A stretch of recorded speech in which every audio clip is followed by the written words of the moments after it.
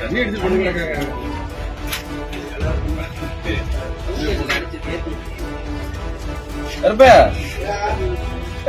அவன் கடையில அவங்க கடைக்கு தான் வந்து எடுத்துருவா. கருப்ப மிஷின் எடுத்துருவா.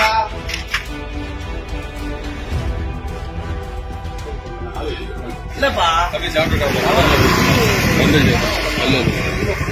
அவனை வச்சு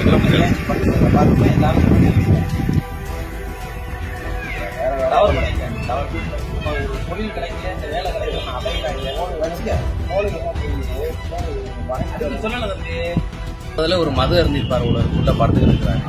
அதனால அரசாங்கத்துக்கு இது தெரியப்படுத்தணும். இது நல்லபடியா போய் சேரணும். மக்கள் பூரா ஜாமான் இல்லாம திரும்பி போறாங்க.